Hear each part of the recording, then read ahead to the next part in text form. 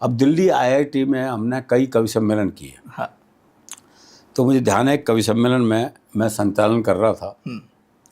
एक वहाँ भूतपूर्व फौजी था वो अब वहाँ सर्विस कर रहा था, ठीक है, रिटायरमेंट के बाद। तो बोला मैं भी कविता पढ़ूंगा।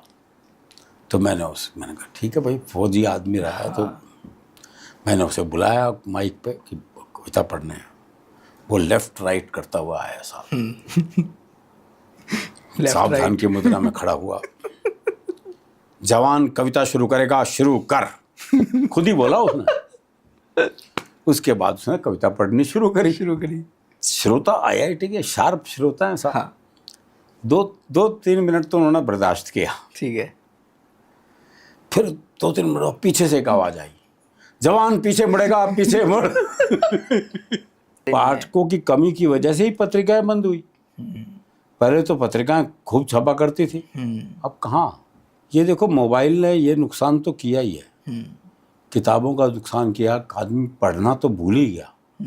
लेकिन जो सुख पढ़ने का है वो मोबाइल पे देख के वो बात नहीं आती है साहब। जो कागज की सुगंध है उसका तो मजा ही अलग है ना। क्या बात है। तो सर कहीं ना कहीं यदि हम देखें, जो हास्य रस है या हास्य कविता है, हास्य कवि हैं, क्या इनको शुरू से ही थोड़ा हल्के में लिया जाता है? हल्के में इनका जो मापक है वो एक यदि कोई इंसान सोचे कि हास्य कवि हैं तो नज़रिए में क्या रहता है कि भाई जो बाकी वीर रस का यदि कवि के बराबर में हास्य रस के कवि को रखा जाए तो लोगों के नज़र में क्या नज़रिया मतलब उनका बन जाता है? क्या परसेप्शन, क्या इमेज क्रिएट हो जाती है? देखिए जी, रस राज तो श्रृंगार को कहा गया है, क्योंकि गीत ही प्रधान है। बिल्कुल। हास्य को तो मम्मट ने अदम कोटि का रस कह दिया था। हाँ।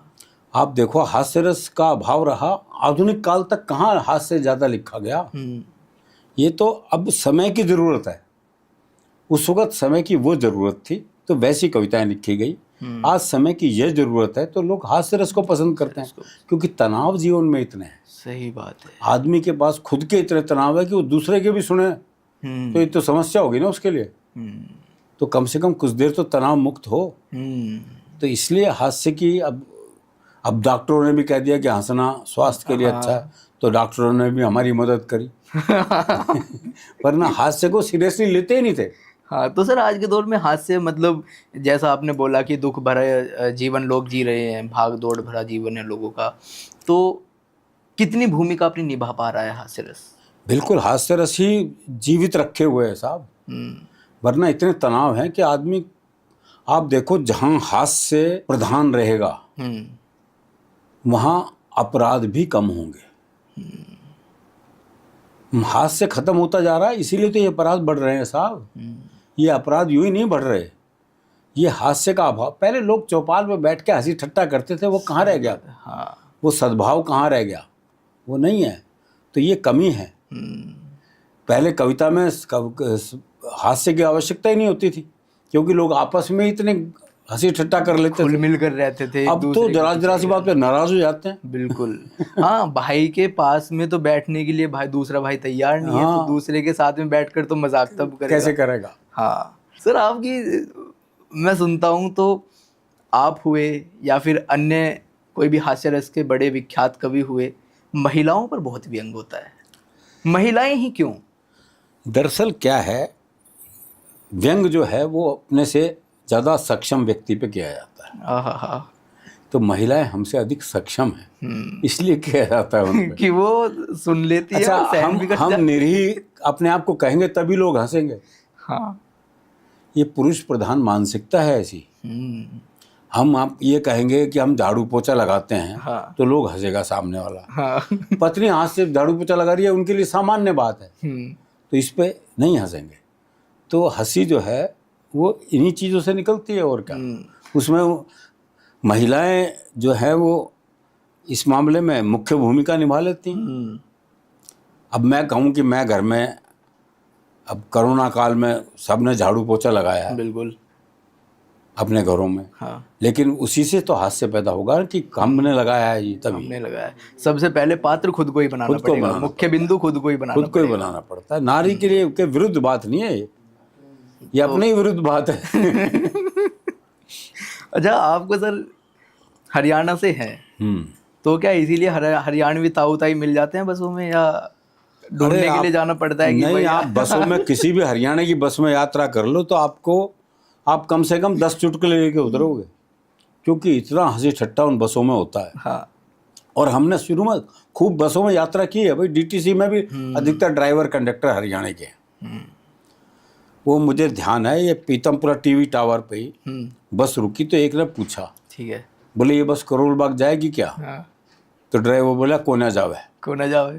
बोले फिर कहाँ जाएगी? बोला लंदन जाएगी। चल लगा। अच्छा, उसकी बात सहज है ये भाई, जब करोल बाग तेने जाना है वहां जा नहीं रही, बात खत्म हो गई। बिल्कुल। अब तू आगे का सवाल पूछेगा तो आगे का जवाब भी मिलेगा तुझे। और ये आप बसों में यात्रा कर लो, ये मिलेंगे खूब। वो बस में एक ने कहा अरे भीड़ में पाँ काट दिया तो दूसरा बोला भाई भीड़ में पाँ कटेगा, प्लॉट तो कटने से रहा। तो ये बसों में आपको दुनिया भर के मिल जाएंगे। बहुत शानदार सर, मेरा पेट दुखने वाला है सर, मेरी हंसी आज बंद नहीं होने वाली, मैं वाकई आज दिन बन जाएगा। अच्छा सर, आपने तमाम शोज किए, आपने तकरीबन आपका 40 से 45 सालों का ये काव्य यात्रा का सफ़र रहा है। बिल्कुल। जहाँ तक मुझे नॉलेज है, ज्ञान है। और तो सर गांव से लेकर के, हरियाणा से लेकर के और बाहर विदेशों तक का सफ़र आपने तय किया है। तो सर कुछ सफ़र के बीच में कुछ ऐसे कोई कहानी, कोई किस्सा जो आपको आज तक याद हो, जो आज भी आप कोई सफ़र तय करते होंगे तो वो किस्सा याद आ जाता हो? हर सफ़र के किस्से हैं सर। कोई ऐसा किस्सा? ऐसा कोई सफ़र नहीं होता जिसमें कोई ना कोई किस्सा ना हो। तो ये तो चलते ही रहते हैं और सब यादगार ही होते हैं, क्योंकि आपको रोज़ नए अनुभव मिलते हैं। रोज़ अब आप ट्रेन में जा रहे हो, टिकट आपके पास कंफर्म नहीं है, आप टीटी से रिक्वेस्ट करके किसी तरह पैसे वैसे दे के तो आपने टिकट कंफर्म करा लिया। वो कंफर्म होने के बाद पहचानता है आपको। मैंने आपको बहुत सुना है, पहले इसलिए नहीं पहचान रहा कि पहले पैसे नहीं दे रहे, पैसे मर जाएंगे। ऐसा हुआ है सर? खूब आपके साथ? खूब होता है ऐसा। अरे वाह, शानदार। तो ये जीवन के अनुभव है भाई, ये तो रहते ही हैं साथ में। हाँ। और कवि सम्मेलन में भी बहुत बहुत किस्से होते हैं, बहुत आनंद आता है। एक जैसे किस्सा मैं आपको बताऊं, हमारे एक कवि थे वेद प्रकाश सुमन जी। हाँ जी। मुरादनगर के थे। हाँ। एक एक्सीडेंट में चले गए वो। तो वो एक कविता सुनाते थे कि एक दुल्हन, नवविवाहित दुल्हन जो है, उसकी हत्या हो गई और उसकी लाश जो है वो नहर में बहा दी गई। तो कवि की बातचीत है उससे। तो ये उनकी काफ़ी प्रचलित कविता थी, दहेज विरोध पे, जो खूब उन दिनों लिखा जा रहा था। तो उसमें पंक्ति आती है, उठकर लहरों पर बैठ गई, फिर लाश हो गई गतिशील, अब कवि की लाश से बातचीत। तो ये संवाद बोल ही रहे थे कि पीछे मैं और हरिओम पंवार जी कुछ बात कर रहे थे। तो पलटे, आप बात मत कीजिए। तो आगे से एक श्रोता खड़ा हो गया, बोले तेरी तो लाश 30 साल से बोल रही है, ये बेचारे जिंदा भी ना बोल रहे हैं। तो ये जो तुरंत जो सामने से आता है ना, उसका एक अलग ही आनंद आता है। अलग ही आनंद होता है। जैसा आपने बोला सर कि श्रोता खड़ा होकर के बोला, श्रोताओं में सेंस ऑफ ह्यूमर होगा तो मजा और ज्यादा आएगा ना। हाँ।